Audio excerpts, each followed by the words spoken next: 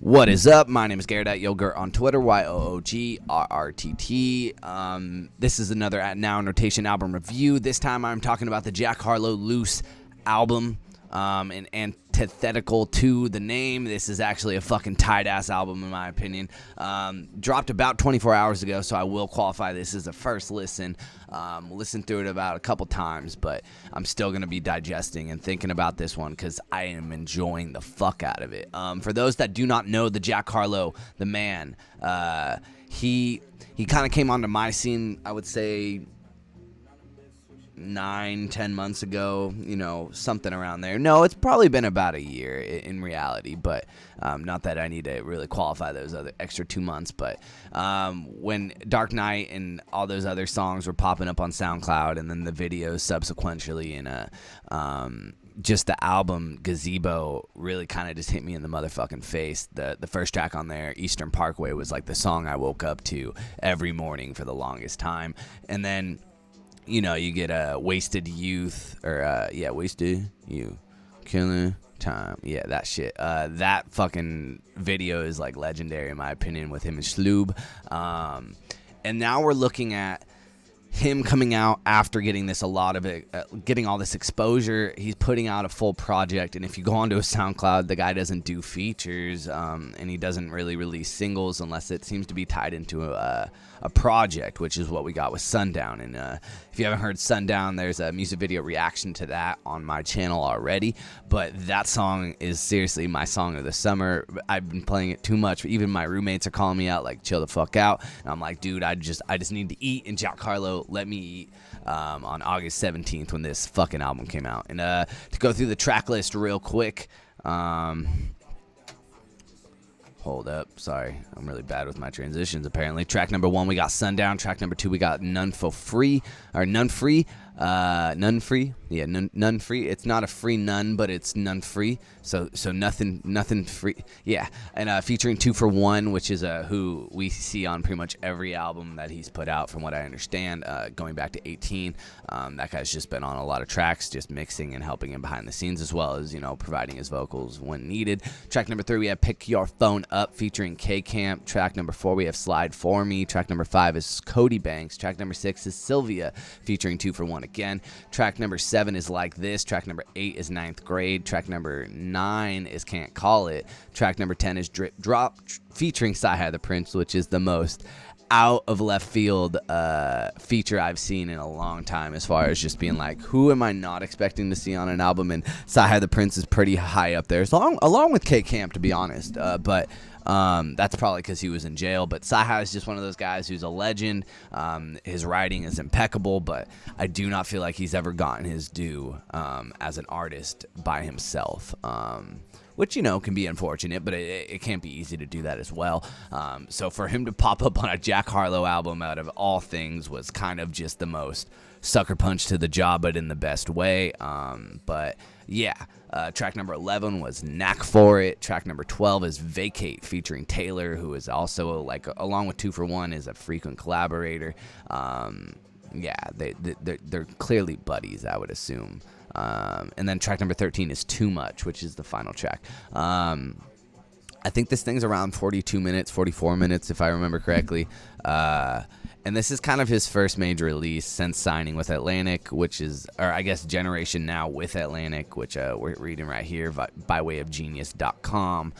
So shout out to them for all the great lyrics that we get broken down in the most corny ways sometimes. His producer, though, 2 for 1, who has production credits on nearly every track, lays down 2 verses of his own. There you go. So that's it's his producer. That's his buddy. That's his dude. That's the man, the myth. And if you look at his shit, like, it's just popped off with Jack Harlow tracks. So that's very cool that that's just so cool to me, that if they are like good buddies growing up, and like to have them kind of get to this point, like, that's such a good feeling, I bet.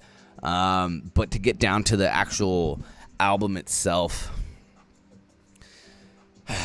like I was saying earlier, I feel like there's something that he had to prove, as far as like, if he wants to break into that next level, he needs to do something that circumferences like everything that he does. You know what I mean? Like, if you want to really brand your flow, if you really want to brand yourself as the artist that Jack Harlow clearly is, I would assume that you'd have to come out and shine. That's what I'm waiting for. That's what we're waiting for. That's what we want. And this is a perfect project, in my opinion, to just line it up, just tee it the fuck up for people. Because now, if I came to you, or if you found this video and I was like, yo, bro, you got to go check out this Jack Harlow album.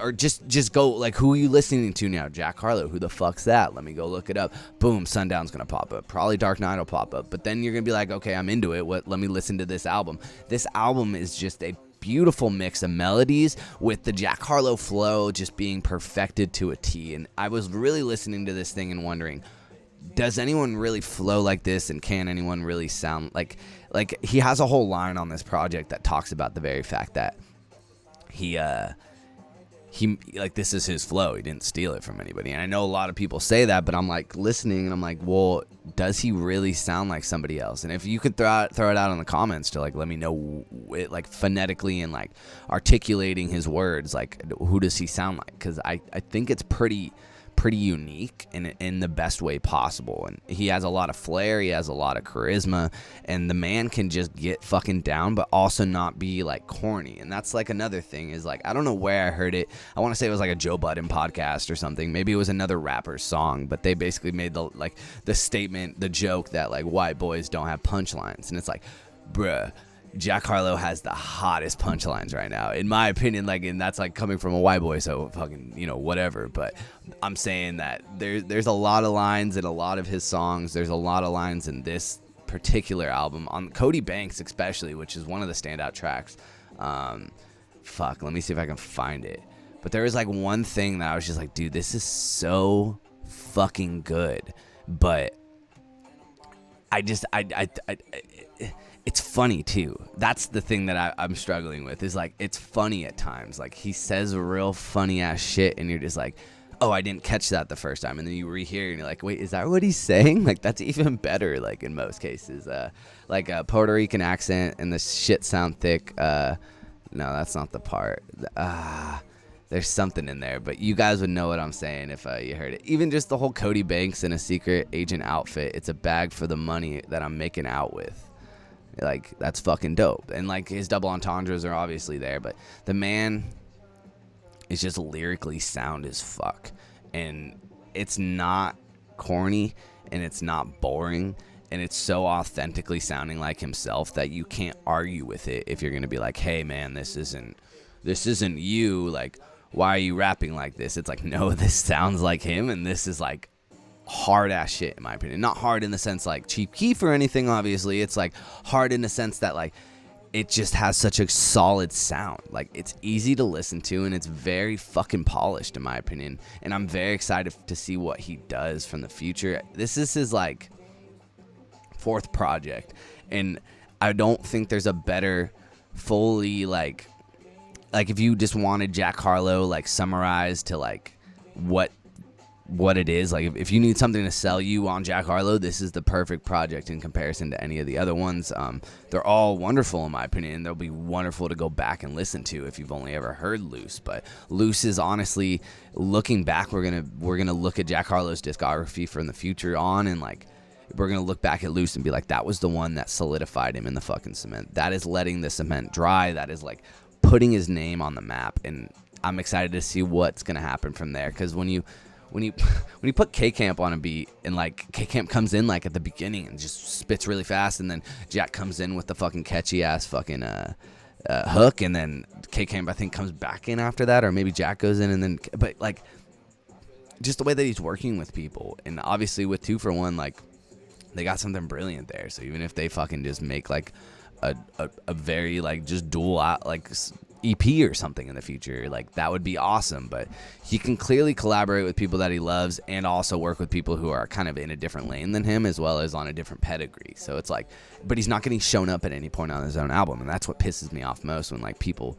you know, bring these big names on, but they're not even, like, developed their sound yet. Like, you don't want to get up shown. Like, you don't want to be the only reason people listening to your album is for that feature name. Like, you want to be able to stand on your fucking own, like, because that's what I'm looking for. If I'm clicking on your name under an album, I want to see what you're doing. Like, it's cool that you can work with other people, and that's brilliant. And the way you got to be very particular how you weave certain things in my opinion. And the way Jack just did this with the most out of left field features just shows that, like, this guy is on to something, and this guy is polished and just rhythmically just sound as fuck, man. God damn, I'm so excited to just see the future for this guy. I really think that he should follow up with a lot of singles in the fall, maybe winter. I don't want to go a whole nother year without music, and I don't think Atlantic wants him to do that either. So yeah, that's going to be very exciting. What did you guys think of this album? The standout tracks for me are definitely like Sylvia, Like This, Cody Banks, Slide for me, Vacate is catchy as fuck. God, I love Vacate. But Drip Drop's great. Like, all of these tracks are great.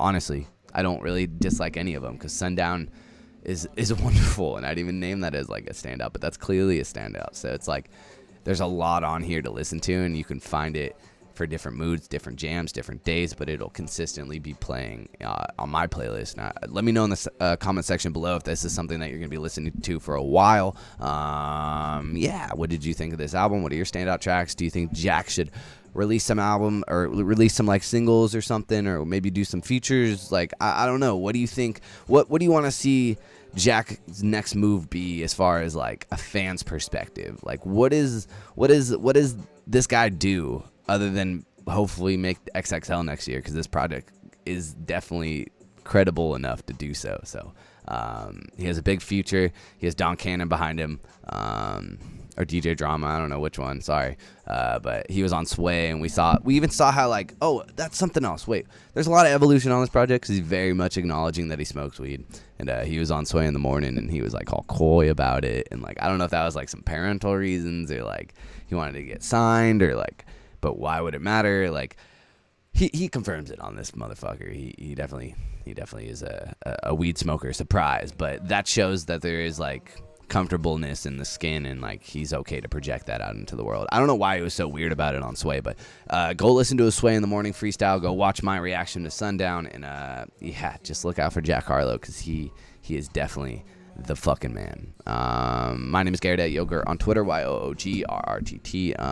Thank you so much for watching. More visual tracks in the future, more album reviews in the future, and probably a new reaction like tomorrow. And I have 2 more reviews dropping in the next few days. So thank you so much. Have a great one. And that's all folks.